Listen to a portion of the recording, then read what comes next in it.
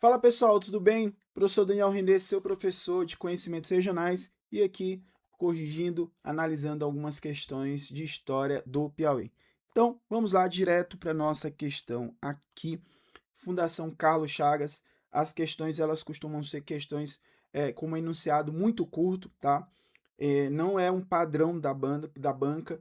A banca favorece também questões de história, mas aqui você tem que ter domínio sobre o conteúdo. E ele fala aqui sobre a balaiada no sentido mais amplo, não só no Piauí, tá? Porque ele poderia colocar aqui balaiada no Piauí, mas como vocês perceberam nessa questão, ele foca a balaiada no sentido mais amplo. Vamos lá analisar cada item e verificar por que está errado, tá? Letra A. Representou a insatisfação das camadas desfavorecidas? Sim, apesar que no começo eu tenho também a participação dos bem-te-vis, que eram progressistas. No Brasil, naquela época, a gente está falando sobre o período regencial, você tinha dois grupos políticos, os conservadores, que eram os cabanos, e os bem-te-vis, que eram progressistas, mais liberais, tá? E os liberais, naquele momento, eles não estavam à frente do poder na maioria das províncias e nas cidades. Então, eles viam esses movimentos, né, de contestação do governo central como uma possibilidade de ascensão de poder. Porém, a questão ela tá errada porque ele fala que foi no norte, tá? E não foi no norte, tá bom, pessoal? Foi no nordeste, maior foco no Maranhão, Piauí e Ceará. Contra as imposições do segundo reinado, também tá errado, tá? É período regencial. Então, não esqueça, período regencial, a letra A, ela está incorreta, tá bom? Vamos lá, galera, continuar aqui a nossa análise de questões de história do Piauí. Letra B. Resistiu ao longo de 5 anos às tropas governamentais que promoveram seguidos cercos. Primeiro, não foi durante 5 anos, um pouco mais aí de 2 anos, tá bom? Não foi 5 anos, já tem um item aqui correto na letra B. E ele diz o seguinte, que promoveram, né, as tropas governamentais que promoveram seguidos cercos, massacres no Pará. Então, eu tenho um outro erro aqui, que é atribuir ao Pará, tá?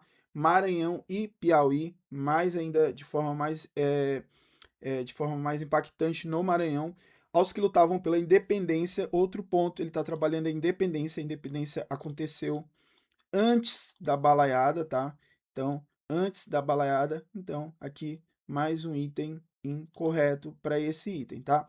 Dessa região em relação a Portugal, o Brasil já era independente, além de reivindicar melhorias imediatas das condições de vida e trabalho, ok? Então a letra B, vocês perceberam que tiveram várias inconsistências aqui sobre a questão da balaiada. Já na C, emergiu no Maranhão e logo contou com a adesão da população do Piauí, uma vez que seus líderes defendiam a abolição. A temática da abolição ela não foi uma temática defendida por todos, mas pelo negro Cosme, justamente aqueles que eram escravizados ou ex-escravizados. Até foi um elemento que causou, né, a saída dos progressistas, dos bem-te-vis, do grupo inicial ali, né, que deu início da balaiada, porque eles discordavam justamente desse ponto da abolição da escravidão, tá? Então, a letra C, ela cai justamente por isso. O fim da exploração pela a coroa portuguesa já não mais explorava o Brasil agora era um Brasil imperial, ok? Período regencial, e a unificação das duas províncias sobre um governo republicano. Isso só vai acontecer anos mais tarde, depois do segundo reinado, tudo bem? Vamos lá para continuação aqui. A letra D, ele diz o seguinte, foi um movimento que eclodiu no período regencial. Período regencial, pessoal, tá correto, tá bom? Então, aqui você já pode gabaritar, tá? Esse período regencial tá correto. Só mudar aqui a corzinha para ficar verde, tá? Período regencial, sim, foi o período regencial, então você já separa aqui como período regencial muito importante para a balaiada, tá, pessoal? Período regencial é um período do governo brasileiro, tá? O período imperial é um período entre o primeiro reinado e o segundo reinado, em que Dom Pedro I não tinha a maioridade para governar, então o Brasil vai ser governado ali por regentes. Você vai ter ali o padre Antônio Feijó como um dos regentes desse período, tá bom, pessoal? Então, a letra D, continuando a nossa análise, motivada pelas péssimas condições de vida dos escravos e trabalhadores livres, está correto. pela crise do comércio do algodão. Lembrando, ele está falando aqui da balaiada como um todo. Então, com certeza, a crise do algodão aqui na virada do século XIX, né, os Estados Unidos voltou a produzir uma agricultura mecanizada que conseguia bater de frente com a agricultura que era muito rudimentar no Maranhão e no Piauí, produzir um algodão não com a qualidade, né, tão superior quanto o algodão produzido nos Estados Unidos. Somada à insatisfação de diversos setores sociais com os governos locais, sim, a convocação compulsória para a guerra, né, para a Revolução Farroupilha, vai ser também um dos fatores que vai levar o descontentamento de muitas famílias que dependiam da subsistência aqui no Piauí e no Maranhão, alastrando-se no Maranhão, Piauí e Ceará. Algumas pessoas sempre me perguntam, mas Renê, chegou até o Ceará? Algumas fontes afirmam que sim. Então, você pode gabaritar aí que chegou até o Ceará, ok? Então, essa questão está correta. A letra D é a resposta correta para essa questão, tá bom? Então, pode gabaritar, pessoal. Vamos lá. Letra E, por que está errado? Ocorreu no contexto da Primeira República, marcado pelo declínio da pecuária, que intensificou a pobreza nos estados, onde essa atividade era preponderante pelo questionamento do coronelismo vigente. Primeiro aqui já está errado quando ele falou de Primeira República, tá, pessoal? Professor, não era Primeira República? Não, era período regencial. Então, temos um item errado aqui na letra E, tá, pessoal?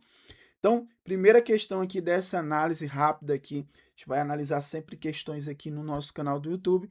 Então, sempre está aí na ordem 1, você pode estar assistindo a aula 1, 2, 3, 4, 5, 6. Eu vou criar uma playlist aqui e sempre eu vou estar fazendo esses blocos de vídeos aqui no YouTube resolvendo questões, tá bom? Esse é o primeiro bloco aqui de vídeos de regionais do Piauí com algumas questões e análises. Lembrando, se você quiser estudar comigo, você tem o QR Code aqui na tela, você fala comigo no WhatsApp e você pode ter acesso ao meu curso completo com conteúdo.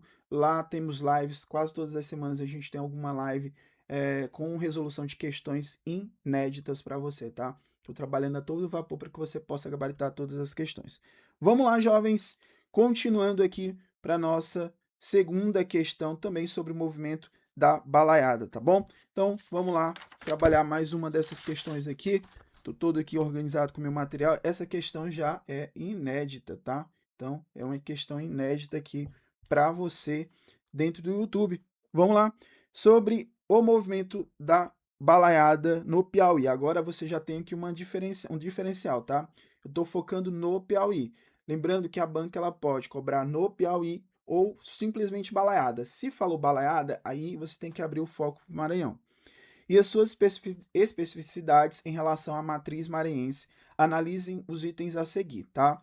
Então, ele já pediu também para que você fique olhando a questão do Maranhão. Número 1. O primeiro item ele diz o seguinte: no Piauí, o movimento foi alimentado pelo descontentamento contra o governo autoritário. Quem é esse governo autoritário do Piauí nesse período que vai gerar esse descontentamento? Manuel de Souza Martins. Sim, ele, aquele que foi responsável pela Revolução de Oeiras em 1824, tá? Em janeiro de 1824 ali, que declarou a independência, reconheceu a independência do Brasil no Piauí, tá? Então, aqui você pode gabaritar, tá correto, tá, pessoal? Pode gabaritar aí, foi sim. Esse vai ser o principal algoz aqui no Piauí. E a aplicação da lei dos prefeitos. Renê, essa lei dos prefeitos aí também está correto? Sim, pessoal. A lei dos prefeitos era o seguinte: o governo o governo imperial, no período regencial, eles davam autonomia para os governos das províncias. No caso do Piauí, Manuel de Souza Martins, Barão da Parnaíba, era o governante do Piauí. Ele tinha autoridade e ele tinha que, nesse caso, ele autonomia para decidir quem seriam os prefeitos de cada vila. Então ele decidia quem seriam os prefeitos de cada vila. E ele acabava favorecendo os conservadores, os cabanos. E a elite, que era bentivis, que eram progressistas, liberais, eles não concordavam com esse tipo de política. Por isso que a lei dos prefeitos vai ser um dos motivos iniciais para a eclosão da balaiada, porque essa elite que não era favorecida com a lei dos prefeitos vai entender que ali não tinha nenhum benefício, então vai entrar em contato ali, vai exigir ali mudanças dentro da política no Piauí. Então, o primeiro item está correto, tá? Correto. Vamos lá para o segundo item. Diferente do Maranhão, onde os rebeldes eram majoritariamente de classes baixas, a balaiada piauiense contou com uma cisão oligárquica, recebendo o apoio inicial de fazendeiros abastados e famílias da aristocracia rural, os bem-te-vis. Também está correto, tá, pessoal? E também vai na mesma base, tá? Lembrando que os bem-te-vis, eles não vão ficar até o final da balaiada, tá? Eles vão ser só no início. Por exemplo, no Maranhão, quando os balaios ali da balaiada, né, começa a ser mais radicalizada e tomam a cidade de Caxias, logo os liberais eles pulam fora, os bem-te-vis eles pulam fora. Porque, por exemplo, com a entrada do Nego Cosme, o Nego Cosme trazia uma proposta de abolição da escravatura, né, de abolir a escravidão. E isso bate de frente contra esses elementos da elite. Então, aqui o item 2 também está correto. O 3. O líder quilombola Cosme Bento das Chagas, o Negro Cosme, conseguiu ocupar a capital de Oeiras. Não, ele não atuou no Piauí, tá? Então, você que já tem o item incorreto, pode colocar aí como incorreto, ok? Então, ele não atuou no Piauí, beleza? E quarto, a repressão ao movimento foi consolidada através de uma aliança entre as presidências das províncias vizinhas e a eficácia de um aparato militar tecnicamente superior que soube explorar as disseções, ou seja, que soube explorar a fragmentação do movimento da balaiada, porque com o passar do tempo, né, um pouco mais de 2 anos, o movimento ele foi fragmentando justamente pelas bandeiras que eram levantadas e discutidas ali.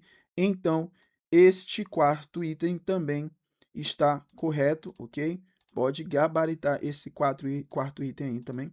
Então, 1, 2 e 3 estão corretos, tá, pessoal? Pode gabaritar com certeza. Se você está aqui comigo, deixe aquele like, deixe seus comentários sobre qualquer uma das questões. Se tiver dúvida, pode deixar nos comentários também. Eu, quando tiver um tempinho aqui, eu vou te responder e te ajudar, tá bom, pessoal? Então, vamos lá para mais uma questão desse bloco. Vamos para a questão de número 3.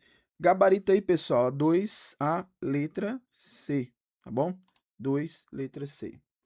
Terceira questão, tá bom? Essa terceira questão, eu trouxe um documento da época para a gente analisar aqui, ó.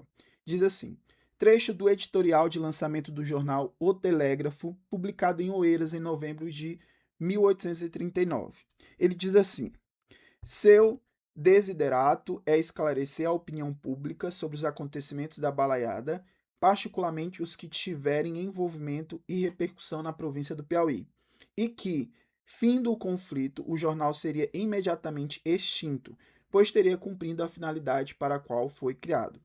O jornal O Telégrafo foi o terceiro periódico a circular na província do Piauí, e aí, a partir desse momento, com base no trecho acima, nas pesquisas historiográficas sobre a imprensa local no século XIX, assinale a alternativa que descreve corretamente a função desse veículo de comunicação durante o conflito. Vamos lá. Esse veículo, ele estava ali sob o domínio de Manuel de Souza Martins, tá bom? Então, já temos aqui alguns pontos a abordar na letra A.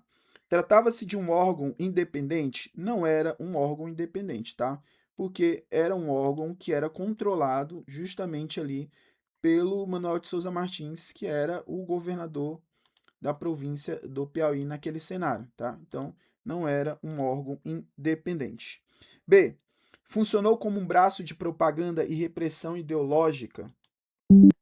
Funcionou como braço de propaganda e repressão ideológica vinculado ao governo do Barão da Parnaíba. Ó, Barão da Parnaíba é o Manuel de Souza Martins, ok? É o Manuel de Souza Martins. Então, não esqueça desse ponto, tá bom? Manuel de Souza Martins aqui era o Barão da Parnaíba, ok? Então, tá correto. Deixa eu só colocar aqui para você abordar também e ficar tudo certinho. Verdinho aqui, tá tudo correto, Renê. Utilizando a escrita para desqualificar os balaios e legitimar as ações das forças legalistas? Sim, porque aí você tem uma abertura para que o governo regencial possa atuar de forma mais direta e eficaz aqui no Piauí, tá? Então, letra B, a resposta correta, pode gabaritar, tá correto, tá? Pode gabaritar a letra B. Vamos analisar a letra C. Letra C, pessoal, ó, vamos lá. Foi fundado por jornalistas liberais? Não, tá, pessoal? O Barão liberais ligados aos bem-te-vis de Campo Maior? Não. Primeiro, o jornal ele era lá de Oeiras e era um jornal que foi organizado pelo Barão da Parnaíba e não por bem-te-vis, que estavam ligados inicialmente à proposta da balaiada, mas depois se retiraram, tá bom?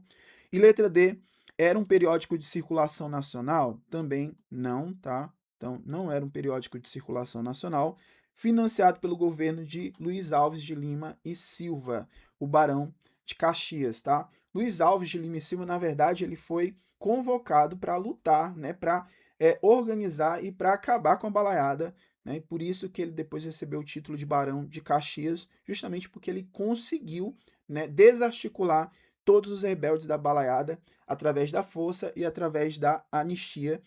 Ele concedeu anistia para alguns que estavam envolvidos ali inicialmente. Lembrando que a anistia ela só não foi completa porque ela não anistiavam, por exemplo, os escravizados. Então, os escravizados aqui, como o Nego Cosme, que foi um dos últimos a se entregar, não estavam na anistia de Luiz Alves de Lima e Silva, Barão de Caxias, tá bom? E a letra E tinha como propósito documentar o folclore. Ih, isso aqui tá mais distante ainda, tá? Porque não? Na verdade, os balaios, balaiada vem do termo balaio, que eram esses cestos. Então você tem ali justamente o Manuel, né, Balaio, que é um desses representantes aqui da luta já no início, tá bom, pessoal? Então, vamos lá. Terceira questão, então, tá errado. Vamos para mais uma questão? Vamos lá para nossa próxima questão, tudo bem? Aqui para nossa quarta questão aqui da nossa aula, tá? Dessa resolução de algumas dessas questões aqui que são importantes para vocês. Trecho de proclamação do Barão da Parnaíba, Manuel de Souza Martins, publicada também no jornal, então estou utilizando a fonte aqui para a gente entender como que foi a balaiada no Piauí, em 23 de dezembro de 1839. Lembrando, sempre fique anotando a questão das datas, os séculos, porque a Fundação Carlos Chagas ou outras bancas, né, a FGV, mas as bancas costumam muito focar na parte histórica, o domínio sobre século, né, século, o ano. Por exemplo, em 1939, você já consegue fazer uma leitura que é no período regencial.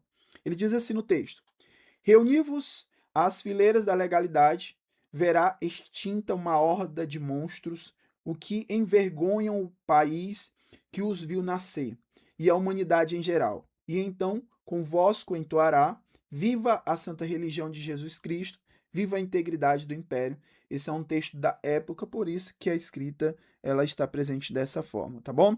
Vamos lá. Primeiro, pessoal, o discurso oficial das autoridades como o Barão da Parnaíba buscava criminalizar as camadas populares através do uso de termos pejorativos como hordas de monstros e quadrilha de malvados e fascinorosos, né? Fascinorosos, sim, pessoal, tá? Ele tentava desqualificar justamente o movimento. E isso é para acabar tendo um apoio da população, né? Demonstrar, gerar medo e discutir assim, olha, se esse movimento se expandir, eles podem gerar um caos urbano, né? Eles podem perseguir, gerar toda uma situação de instabilidade. Lembrando que aqui a capital, nessa época, no Piauí, era Oeiras. A transferência para Teresina só vai acontecer em 1852, tá bom? Então, vamos lá. Então, o primeiro item está correto. O item 2. Vamos lá, vamos verificar. A balaiada no Piauí é considerado um caso inédito por parte da historiografia por ter contato com a adesão de pessoas da elite. Sim, como eu expliquei para vocês, os bem-te-vis, os liberais, tá? Bem-te-vis aqui eram os liberais no Piauí. No Brasil tinha dois grupos políticos, os cabanos, que eram conservadores, e os bem-te-vis, que eram liberais. Como fazendeiros abastardos e famílias da aristocracia rural que faziam oposição ao Barão da Parnaíba, sim, o Barão da Parnaíba usou muito bem esse mecanismo para perseguir os seus opositores, principalmente na convocação compulsória, né, dos indivíduos para a Revolução Farroupilha. Então ele acabava indicando sempre trabalhadores dos políticos que ele era contrário ali, que era da oposição. Então o 2 está correto. E o terceiro, diferente do Maranhão, onde o elemento negro e escravizado teve participação preponderante na liderança Negro Cosme. No Piauí, a população escravizada foi impedida de participar diretamente dos combates, servindo apenas como espiões. Não, eles não foram impedidos e eles sim participaram, tá? Então eles tiveram aqui também participação, então eles não foram impedidos. E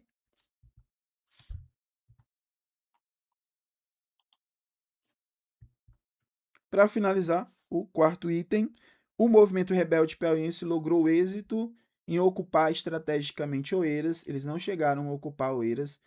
Caxias foi ocupada, tá? Mas foi ocupada lá no Maranhão e não chegaram a ocupar São Luís também, tá? Então não chegaram a ocupar as capitais. Portanto, pessoal, você pode gabaritar a letra C, tá? Então, gabarita a letra C, está correta, ok?